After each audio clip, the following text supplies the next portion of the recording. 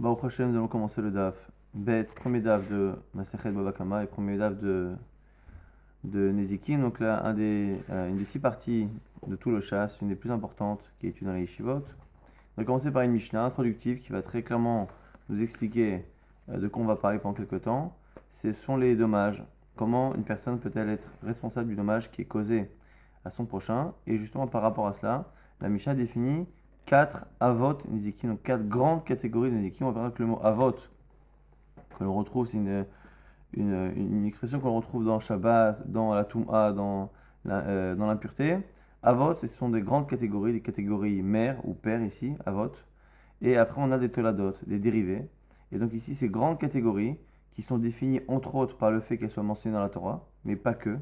Donc les grandes catégories, les grands avot melachot, avot nezikin, Shor, le taureau, à bord, le puits, Mav'e, on verra exactement ce que c'est, Rachid nous dit qu'on verra dans la Gemara, c'est une marloquette dans les Amoraïm, et Hav'er, et le feu. Donc déjà, si on traduit au sens propre du terme, donc c'est le taureau, et en fait on verra par la suite que c'est l'Avdavka le taureau, mais c'est en fait tous les animaux qui peuvent endommager de la sorte. Bord, c'est, la traduction littérale, c'est un puits ou une fosse, mais en fait ça peut être aussi n'importe quelle chose que j'ai mis sur le passage de mon prochain et qui a pu le blesser, ça peut être soit un trou, ça peut être soit une pierre, ça peut être n'importe quoi.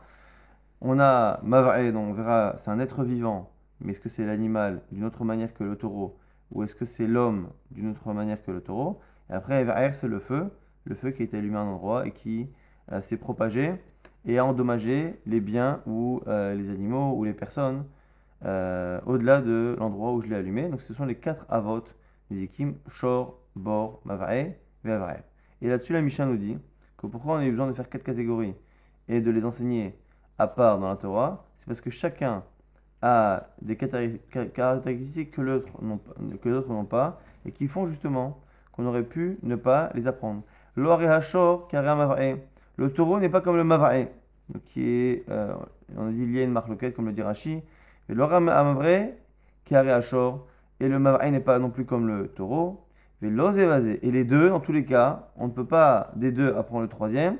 Chez Shbem Roi Haïm ont en commun que ce sont des êtres vivants, à la fois toute la catégorie taureau et à la fois la catégorie Mava'e et sont finalement des animaux ou des êtres vivants. Car Esh, on ne peut pas le comparer et donc de là déduire le feu. Chez le Roi Haïm, le feu n'est pas un être vivant. Ça veut dire que au départ dans la Torah a eu besoin de m'apprendre que je suis responsable du dommage que cause un de mes êtres vivants, qui m'appartient, comme les animaux, mais j'aurais pu penser que je ne suis pas responsable de mon feu, parce que le feu n'est pas un être vivant. C'est pour ça qu'on a dit aussi le Evraer, Velo, Zé, Vézé, et tous ces cas-là ne peuvent pas non plus me permettre d'apprendre le dernier, chez Kanilech ou Lazik, car à bord, on ne peut pas les apprendre parce que eux ont en commun le Shor, le taureau, Mavrae et Evraer, le feu, ont en commun que ce sont des choses dangereuses, des dangers qui se déplacent. Darkan Liler, leur habitude est de se déplacer, le feu se déplace, se propage, et les animaux Mav'e et Shor se déplacent également et peuvent endommager au-delà de l'endroit où je l'ai posé. Carré à bord, c'est pas comme le bord le puits, Endarko Liler ou Lazik, qui ne se déplace pas. Donc j'aurais pu penser que je ne suis pas responsable, puisque ce n'est pas mon puits qui est parti chercher la personne ou la pierre, mais c'est la personne qui est venue tomber dans mon puits. Kamash Malan, c'est pour ça qu'on enseignait ces 4 catégories, Shor, Bor, Mav'e, ça, ce sont les 4 catégories. Atzad, Hachavé, Shebaim, nous dit tout de même la Mishnah, mais il y a un point commun à tout cela et qui génère l'obligation pour le propriétaire ou le responsable en tout cas de payer, chez la Kanliazik, qu'ils ont l'habitude d'endommager. Il est habituel que lorsqu'on laisse un trou, une fosse d'un mètre dans le domaine public, quelqu'un, un animal ou un homme finisse par se casser une jambe. Il est habituel que le feu, lorsqu'il se propage, fasse des dommages. Il est habituel aussi qu'un taureau qui n'est pas protégé finissent par endommager quelqu'un. Et pareil pour Mava'e. Le point commun qu'il y a dans ces 4 catégories, chez Darkan Lazi, que leur habitude est de faire du mal et donc de blesser ou d'endommager, ou Shmiratan Alecha, et que leur surveillance est sous ta responsabilité. C'est à toi de les surveiller. Et du coup, chez Hizik, lorsqu'il a fait un dommage, Chav Amazik, celui qui a fait le dommage, donc toi finalement qui à la responsabilité.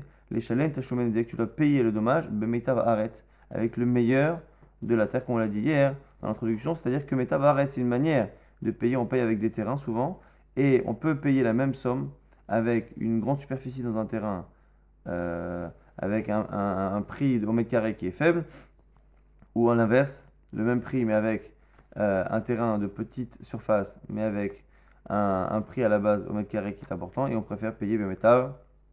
Arrête, c'est ce que nous dit finalement la Mishnah. Donc le chidouche finalement de cette Mishnah, c'est que un homme ne peut pas dire le feu, c'est pas moi, c'est le feu, c'est pas moi, c'est mon animal, c'est pas moi, c'est lui qui est venu tomber dans mon puits. On voit que ce sont des choses, des objets, ou ici des animaux qui sont sous la responsabilité. Et à partir du moment où ils sont sous la responsabilité de quelqu'un, c'est lui le mazik, c'est lui qui endommage, et donc il est responsable. On dit des katane avot, puisqu'on voit que dans la Mishnah on parle de avot, on parle de 4 catégories mère, père au sens littéral du terme, ça veut dire qu'il y a forcément des dérivés. Mais klal des katoladot, ça c'est une déduction classique de la Gemara. Alors du coup la Gemara pose une question. Toldotehen, kayotsebahen, olav kayotsebahen. Est-ce que les toldot, est-ce que les dérivés ont le même statut halachique que les avot? Est-ce que ce sont les mêmes règles halachiques? Est-ce que c'est la même gravité? Est-ce que si finalement j'endommage quelqu'un, non pas avec le hav du Nézek, mais avec la Tolada, avec un dérivé, est-ce que je dois payer 100% du dommage aussi? Est-ce que je paye de la même manière? Est-ce que je paye aussi Bemetavares avec le meilleur de la terre? Est-ce que finalement, et on verra que la question est liée au fait qu'on a deux exemples connus dans la tête, sur Avot et Toladot, les mères et les dérivés. On a deux exemples, c'est Touma, impureté, et Shabbat. Et les deux ont des fonctionnements qui sont différents. Et du coup, on ne sait pas si ça fonctionne comme Shabbat ou comme Touma. C'est ce que la Gemara tout de suite va expliquer. C'est-à-dire qu'elle va donner les deux exemples pour nous expliquer la raison de son savek. La raison de la question vient du fait que les deux exemples qui sont connus jusqu'à présent font finalement qu'on ne sait pas si en général l'expression Tolada dérivée est une manière de dire que on l'apprend de là, mais ça n'a rien à voir au niveau de l'intensité, ou est-ce que finalement ça s'appelle dérivé, mais essentiellement ça fonctionne de la même manière. Gabé Shabbat, au sujet de Shabbat, Nan, c'est le Mishnah qui est marqué Avot Melachot, Arbaim Hasen Echat. Les Melachot, les travaux interdits de Shabbat, sont 40 moins 1, donc 39 travaux. Avant Miklal Deika Toladot, de là on voit qu'il y a des Toladot, des dérivés, et là-bas Toldot et En Kayotse Bahem. Les Toldot, les dérivés, sont comme les Avot, celui qui transgresse une Melacha de Shabbat, qui transgresse la Melacha exactement telle qu'elle s'appelle Av, ou son dérivé, c'est exactement pareil. Donc Loshna Avchatat, Veloshna Toladachatat, finalement, qu'on transgresse de manière involontaire un Av ou le Taloda, c'est Chatat. Loshna Askila, Veloshna Toladaskila. Ici, c'est volontaire avec deux personnes qui l'ont prévenu et qui ont assisté à la chose. Il sera Chael Mita de la même manière. S'il a transgressé le Av, donc la catégorie d'origine, ou s'il a transgressé la Tolada, donc le dérivé. Alors du coup, au passage, la Gemara dit, si c'est ça. Pourquoi on dit, c'est quoi la différence entre Av et Tolada? Ou Maïka ben Av et Tolada, si Av et Tolada c'est pareil. Pourquoi on dit qu'il y a 39 travaux dans Shabbat?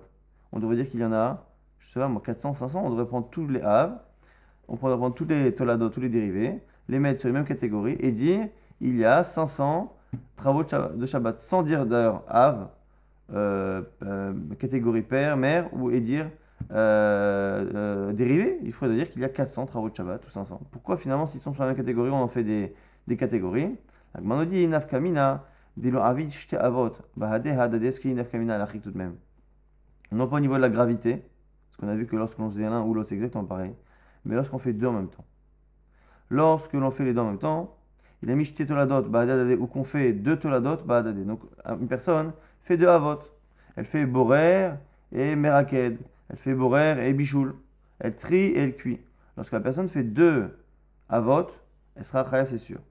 Lorsqu'elle fait deux toladot, deux dérivés, un dérivé de bichoul, on va dire grillé, et un dérivé de borer, c'est une autre forme de tri, différente que celle du mishkan, pareil, là c'est sûr qu'il sera chayav. Mais chayav kol hada vechada. Vilou avid av vetolada d'idée. Mais par contre, si dans une même action, il fait deux choses, deux melachot, mais en fait qui est le Av, la catégorie mère, et en même temps une tolada, un dérivé de cette même catégorie, l'omecheyev et la chada. Donc si à un moment donné il oublie que c'est Shabbat, et dans son oubli de Shabbat, il fait un Av et une tolada, soit dans le même geste, soit dans deux gestes différents. Il fait un Av et une tolada. Là ici, C'est là où ce sera important de savoir si on a affaire à deux actions d'une même catégorie ou de deux catégories. Si c'est deux catégories différentes, il devra deux combattre khatat. Si c'est de la même, on considère qu'il a fait une seule melacha pendant ce LM et n'est chayav que d'un seul. Ça, c'est en tout cas l'avis de Chachamim. Et c'est ce qui justifie finalement le fait qu'on fasse des catégories Av et Tolada, même si, au niveau comparaison de fonctionnement, de gravité à l'achik, il n'y a aucune différence. On a dit, ouf, Rabbi Eliezer, Chayav Tolada, même comme Av.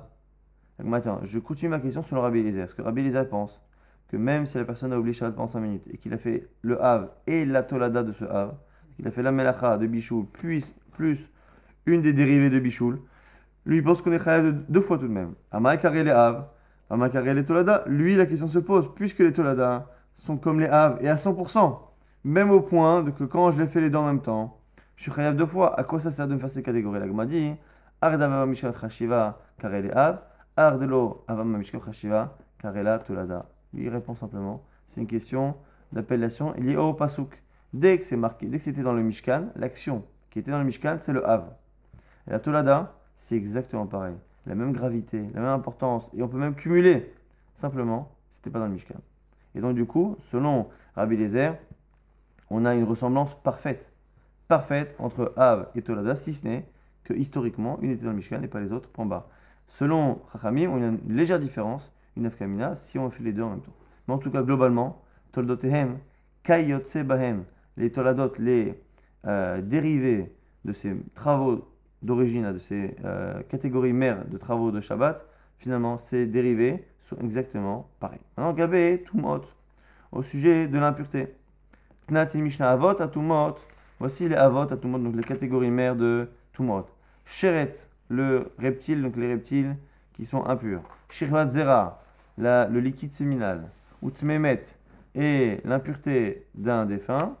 Ça, ces impuretés, Toldotehen, lav kayotse bahem.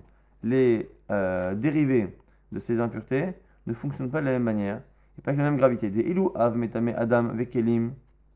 Parce que le av, une de ces catégories mères qu'on a citées, ça peut impurifier à la fois un homme, à la fois des ustensiles.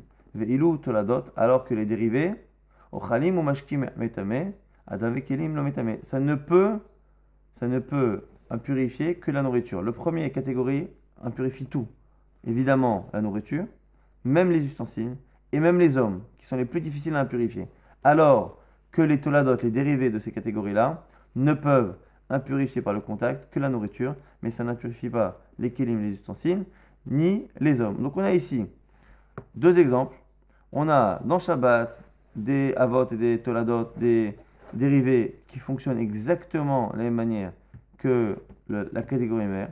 Et on a dans Toumatmet, dans l'impureté, quelque chose qui est différent. Donc la question qui est ici, c'est puisque chez nous, dans les Nézikim, dans les dommages causés, on a des catégories mères et des dérivés, tout de suite on se pose la question, est-ce que les dérivés seront pareils ou pas? Achamai, dans la Gemara, repose la question qui est un peu plus facile à comprendre. Achamai, chez nous, c'est comment? Amar Rav Papa nous répond, Yeshmehen kayotse bahen, Yeshmehen lav kayotse bahem. Ça dépend. Des fois oui, des fois non. Et en fait, il est probable que la Gemara ait donné Shabbat et Tum'a, non pas pour comprendre la question, parce qu'on peut la poser dans tous les cas au niveau logique, mais surtout pour comprendre la réponse.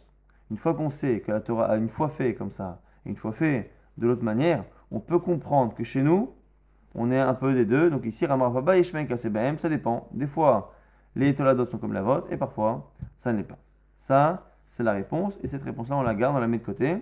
Maintenant, la Gemara va nous rapporter une braïta qui nous dit que dans une des 4 catégories qu'on a citées, il y a encore 4 catégories mères dedans. C'est-à-dire, Tanora Banan braïta, Shlosha Avot Neemru Beshor. Première des 4 catégories mères, qui est le shor, qui est le taureau, ou l'animal.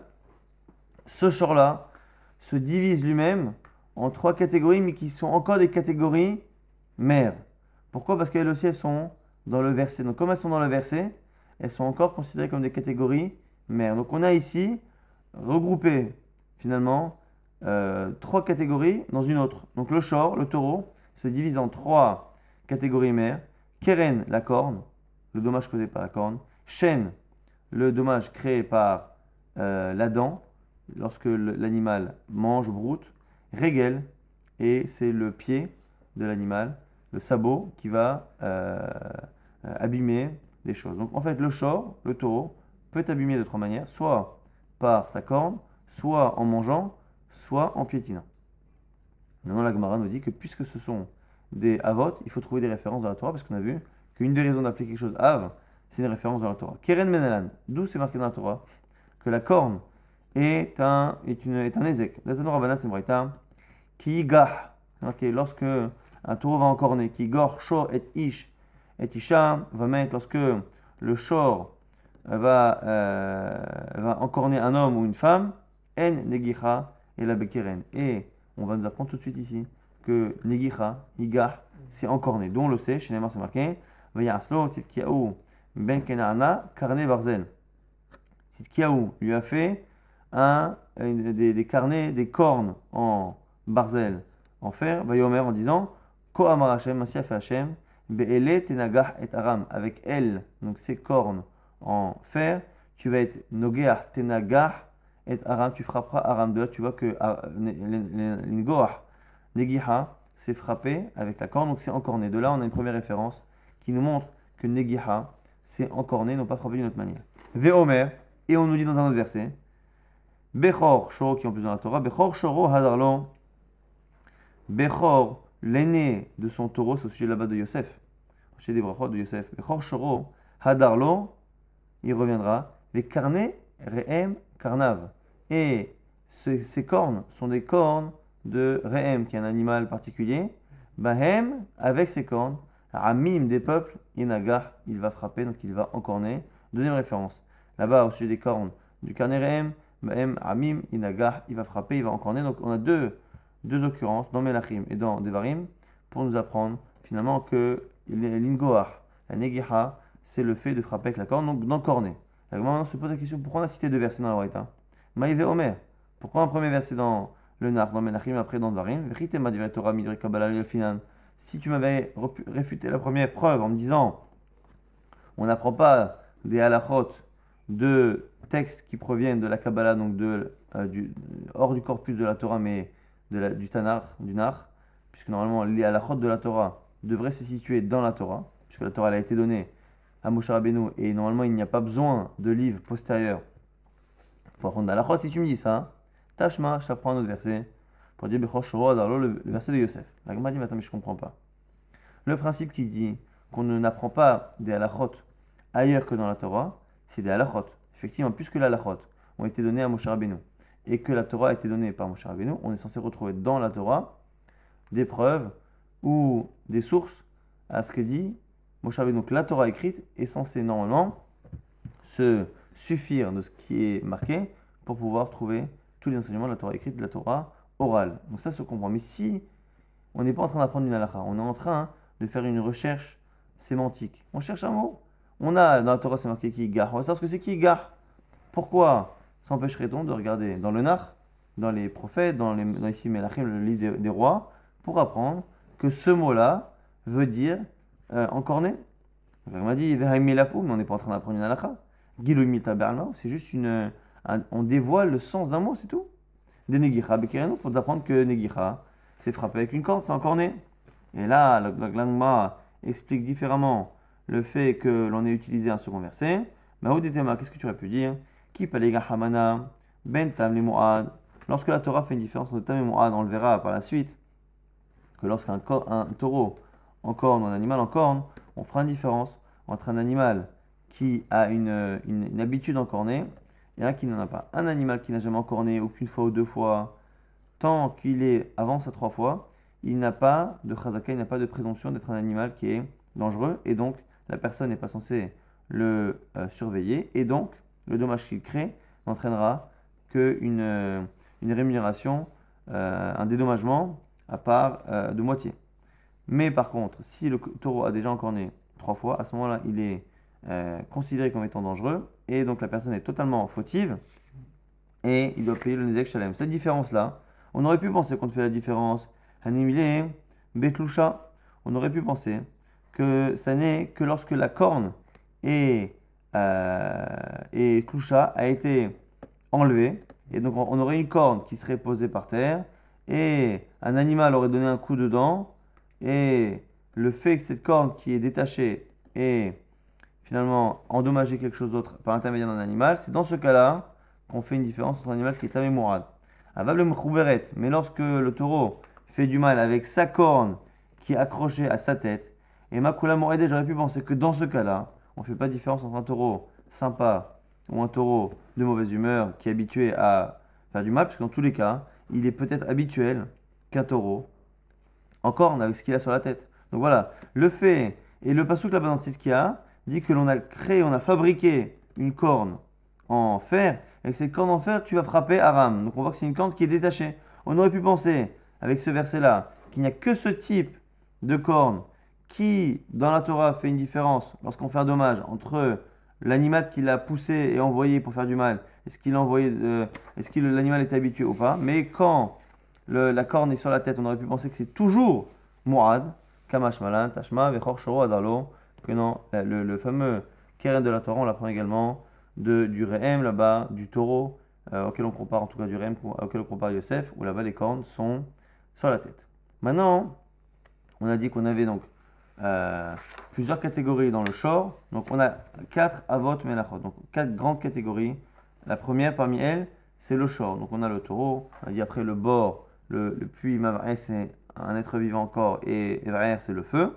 On laisse de côté les 3 autres catégories, on reste dans le shor. Dans le shor, dans le taureau, avant même les toladot, avant même les dérivés, on a encore 4 sous-catégories qui sont encore des avot.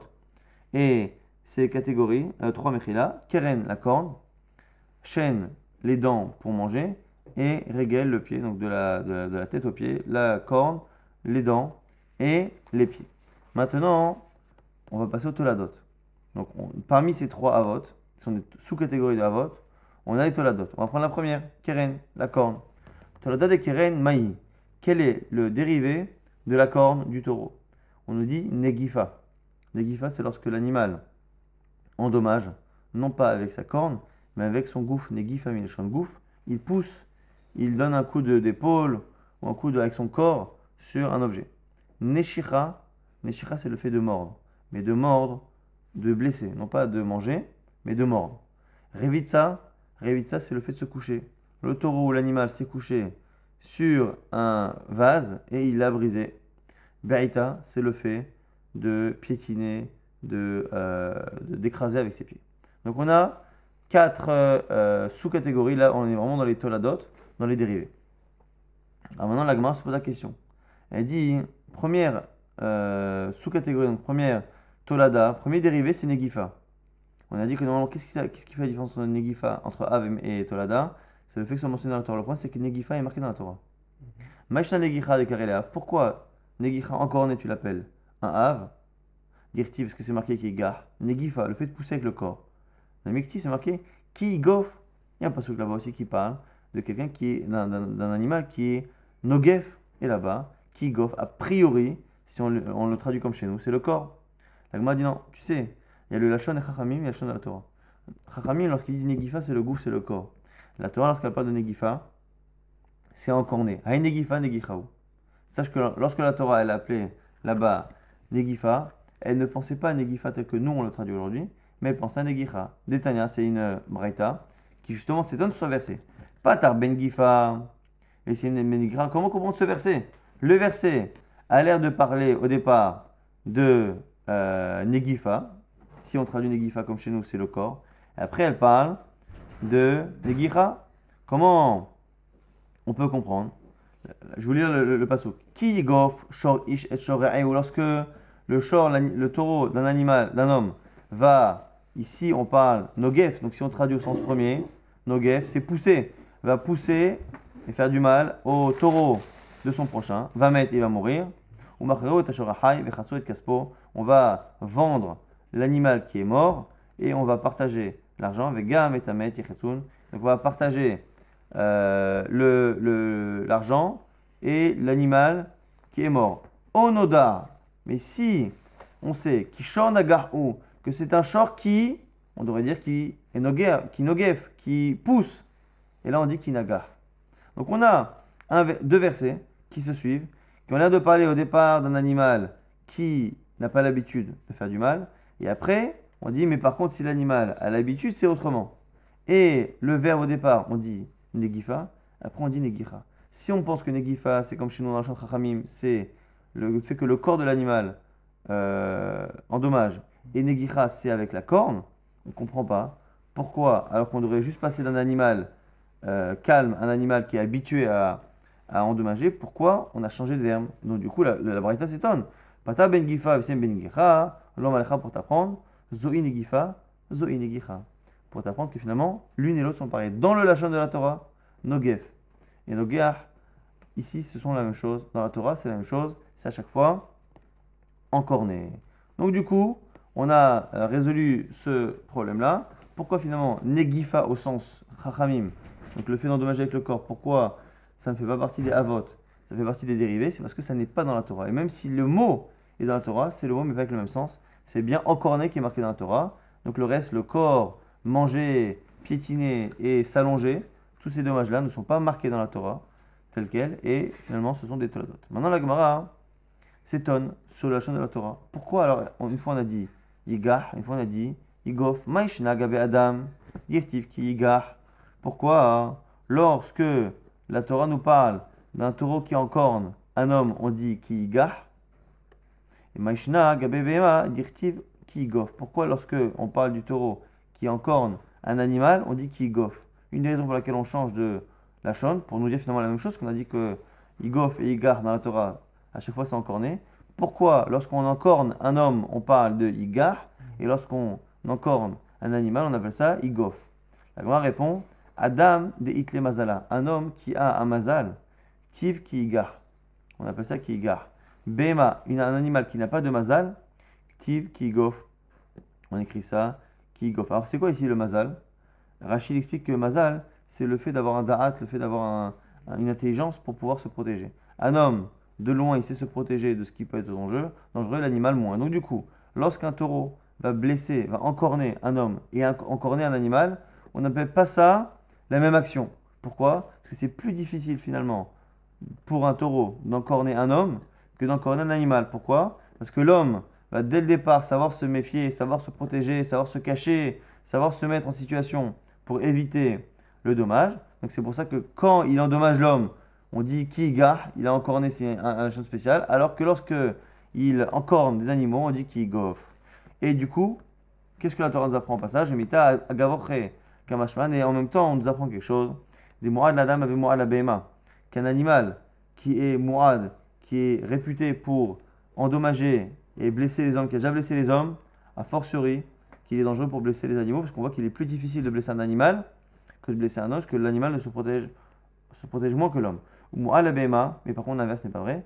Mu'al abema, l'animal qui est capable d'endommager les animaux, l'homme et mu'al adam, c'est pas certain qu'il sera mu'ad la adam. Donc ici la traduction de mazal, l'explication de mazal selon Rashi, c'est le fait d'avoir une intelligence. Intéressant que le Guillen Hachas nous rapporte un Rashi dans Shabbat qui là-bas a l'air de dire que le mazal c'est un malach, un ange qui est mélitz, qui le conseille, qui le protège. En tout cas, ici, on voit qu'il est plus difficile pour un animal d'encorner un homme qu'un autre animal. C'est pour ça qu'on utilise une expression qui est différente. Maintenant, on reprend les catégories. On va les rappeler, parce qu'il faut être clair, c'est ce qu'il faut sortir de ce DAF. Donc, on a quatre grandes catégories de Nezikin. Le shor, le taureau, qui nous intéresse ici pour l'instant. Après, on a vraiment trois catégories différentes. On a le bord, le puits, le mavarel qu'on définira plus tard, et vers le feu. Et dans ce shor, dans ce taureau et dans les animaux de manière générale, on a encore trois catégories qui sont encore des avot. Parce qu'on verra qu'elles sont justement mentionnées dans la Torah. Donc, qui sont trois sous-catégories, mais qui sont encore des catégories mères. Qui sont les trois parties du corps. Donc, on a keren en haut d'abord, la corne de haut en bas. La corne, on a les dents, mais pour manger. Et on a le régel, le pied, donc pour piétiner et endommager. Et dans la première grande catégorie de Av qu'on vient de citer, qui est donc Keren, la corne, on a mis trois sous-catégories qui, elles, par contre, sont des dérivés. Et sur ces dérivés, justement, on a dit, est-ce que les dérivés sont pareils ou pas pareils? Là, on a dit, ça dépend des cas. Et les sous-catégories qui a donc les dérivés sont Negifa, le fait d'endommager avec le corps, Neshicha, le fait de mordre, pas de manger, mais de mordre, Revitsa, un animal qui se couche et qui abîme l'objet qu'il y a en dessous, ou bien Aïta, le fait ici de piétiner, d'endommager. Et du coup, la Gemara s'étonne et dit Neshira, le fait de mordre. Pourquoi mordre est une tolada, est un dérivé de la corne et non pas un dérivé de chêne? Chêne, c'est les dents. Et chêne, c'est lorsque l'animal, par les dents, va manger. Comme il va manger, l'animal, normalement c'est avec les dents, donc Neshira, le fait de mordre, devrait être avec. Donc Neshira, Tolada Desheni, Agmara a dit, mais attends, mais Neshira, le fait de mordre, finalement, c'est un dérivé, c'est une sous-catégorie, un dérivé de chêne, des dents, puisque finalement, les dents, c'est les dents pour manger, mais ceci, les dents pour mordre, c'est le même endroit du corps. L'Agmara dit, lo, chêne, yesh anaa lezeka, ha en anaa lezeka. La dent, il y a un profit. Ce qu'on met dans la catégorie dent, c'est lorsque l'animal abîme avec un profit. Chêne, l'animal, il mange.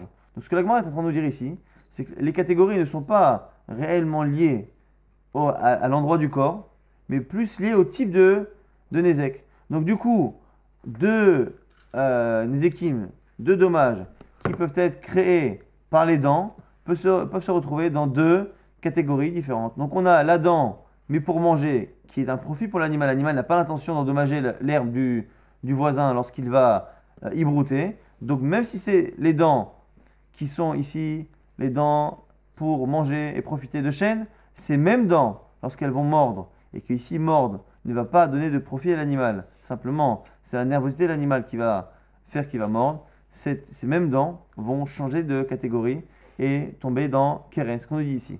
Chêne, yeshana alezeka, ce qu'on appelle chêne, c'est lorsque l'animal a un profit. Manger, il a un profit. Ha'enana alezeka. Mais par contre, l'animal qui mord n'a pas de profit, donc ça ne rentre pas dans la même catégorie. Maintenant, revitsa ou be'ita, tolada des regel. Revitsa, l'animal qui se couche, ou be'ita, qui court et qui abîme. Tolada des regel, ça devrait rentrer dans regel. Le regel, c'est l'animal qui abîme avec ses pieds. Là aussi, les pieds, le corps, c'est quand il court, quand l'animal il court, il marche, et il abîme. Là, il dit non, là-bas, il y a encore une différence. Regel et zeka matsui. Ce qu'on appelle regel, le pied, c'est lorsque c'est un dommage qui est habituel. Lorsque des animaux marchent et qu'ils ont l'habitude, en se comportant normalement, de faire un dommage.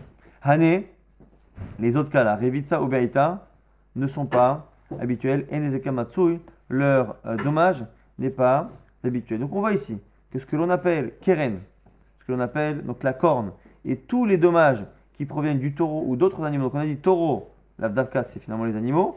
Et après, même keren, la corne, c'est l'avdavka keren. Qu'est-ce qui rentre dans la catégorie keren et qui sont donc des sous-catégories, des dérivés de keren. Ce n'est pas exactement les mêmes, ce n'est pas marqué dans la Torah, mais ce sont des sous-catégories. C'est tout ce qui est fait par l'animal sans vouloir profiter et qui est finalement, qui n'est pas très fréquent. C'est pas fréquent, pas quotidien que mon taureau en corne. C'est pas quotidien qu'il soit revête, qu'il se couche sur un objet qu'il abîme, ou qu'il soit bourrette, qu'il court et qu'il casse tout. Ça, c'est la catégorie de keren qui finalement, encore une fois, doit être un dommage qui est créé par l'animal par nervosité et de manière assez peu fréquente. Si par contre c'est fréquent, c'est dans régel. S'il y a un profit pour la personne, on retombe dans chêne. Maintenant, la Gemara dit attends, alors si c'est ça, tu m'as dit que toldotéen, parfois on a dit que les dérivés ne sont pas comme les avot. Et là, toldotéen, la kyosebaem, damar Rav Papa, parce que Rav Papa il a dit que les dérivés parfois ne sont pas pareils que les avot. Aïe, sur quel cas tu dis ça? Il est ma'ahane, si c'est ce qu'on a cité. Maïshna, c'est parfait, ça ressemble. On a keren, la corne, des kavanato leazik, ou mamantra, ou shmirato alecha. La kavana, l'intention de l'animal en encornant, c'est de faire un dommage. Et toi, tu dois normalement protéger, surveiller cet animal. Hanenami, toutes les toladot qu'on a citées, c'est pareil. Kavanatan leazik, la volonté de l'animal, c'est d'endommager. Ou mamantra ou shmiratan alecha, et tu as l'argent de ce dommage qui est sur toi, et donc tu as toi l'obligation de te sauver. Donc pourquoi avoir dit que parfois les toladot, les dérivés ne sont pas pareils, alors qu'ici les 4 dérivés qu'on a cités, Negifa, le dommage avec le corps. Neshicha, le fait que l'animal fasse un dommage avec la dent en mordant, non pas en mangeant mais en mordant. Revitsa en se couchant ou Berita en courant finalement. Ce sont à chaque fois des dommages qui ont un point commun avec le Hav. Donc pourquoi on dit Lav que c'est Bahem et là, Tolada de Keren, Kekeren. Donc tu as raison. La Gemara, elle accepte et dit tu as raison. Les dérivés de Keren sont comme Keren. Chika Amar Rafapa, Hachen Veregel. Rafapa, il avait dit sur la question est-ce que les Avot sont comme les Toladot? Est-ce que les Toladot sont comme les Avot? Est-ce que les dérivés sont comme les catégories mères? Il a dit parfois oui, parfois non. Et donc c'est quoi parfois oui? Parfois oui, c'est Keren et Negifa, Neshicha, on a dit Revitsa et Berita. Donc c'est les quatre. Eux, c'est Katseba'em, c'est dans la même catégorie, c'est le même genre. Par contre, ce sont les autres Shen et Regel qu'on verra dans la suite demain. C'est justement Shen et Regel, les dents pour manger, et Regel, qui le pied, c'est ça qui par contre seront des Toladot, des dérivés, qui seront différents. On va rapidement résumer cela. Et l'essentiel est vraiment de ce DAF, c'est de au moins retenir les catégories. 4 grandes catégories de Avot qui sont marquées dans la Torah. Shor, le taureau, Bor, le puits, Mava'e, qu'on définira plus tard, et Va'er, le feu, en sachant qu'à chaque fois, ce sont des grandes catégories, mais qu'évidemment, qu'on ne parle pas que du taureau, on ne parle pas que du puits ou que de la fosse, on a d'autres, mais c'est les grandes catégories, ces catégories, donc Shor, Bor, Mava'e et Va'er qui sont marquées dans la Torah. Après, dans la première grande catégorie Shor, on a encore 3 grandes catégories qui sont dedans, parce qu'elles aussi sont marquées dans la Torah, et ces grandes catégories, on va les définir par les parties du corps. Donc on a Keren, la corne, on a après la dent, Shen, mais pour manger, et après on a Regel, le pied de l'animal. Et ce qu'on a vu dans la suite, c'est qu'après ce qu'on appelle dérivés de la chose, les dérivés de la corne, les dérivés de la dent et les dérivés du pied, ne sont pas liés à la physiologie de l'animal et à la partie du corps qui a endommagé. Donc on peut très bien avoir 2 dommages qui sont créés par les dents, mais qui ne seront pas dans le même havre. Le fait que l'animal endommage en broutant les belles fleurs de mon prochain, de mon voisin, ça va être, s'il a mangé, donc il a brouté, ça va être dans Chêne. Si par contre il a mordu un objet ou quelqu'un qui est mon prochain, c'est le même endroit du corps et pourtant ça va tomber dans la catégorie de Keren. Donc finalement, quand on dit ces parties-là, Keren, Chêne et Regel, qui sont les grands avot du Shor, les grandes catégories, de la grande catégorie elle-même qui est Shor, finalement, on ne s'attache pas tant que ça aux parties du corps, mais surtout au mécanisme. Et donc, on a vu que Chêne, ce qui pouvait justifier la catégorie de Chêne, c'est lorsque l'animal endommage pour son profit, donc lorsqu'il mange, par exemple. Regel, il faut que ce soit quelque chose qui soit matsui, qui soit fréquent. C'est lorsque l'animal, avec ses pieds, lorsqu'on prend un troupeau et qu'il passe à des endroits, il a l'habitude d'endommager certaines choses. Et donc, ça, c'est un dommage qui est matsui.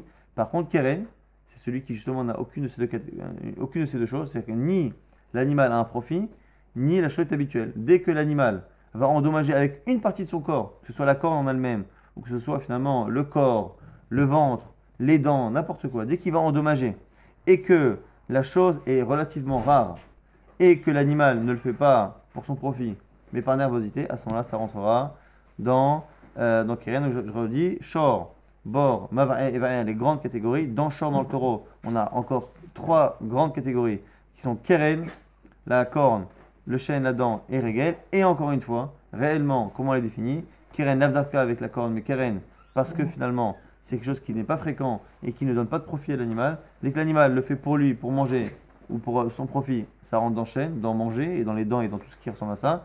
Et Regel, c'est lorsque c'est avec le corps ou les pieds, mais que c'est quelque chose qui est fréquent pour cet animal de faire comme les autres.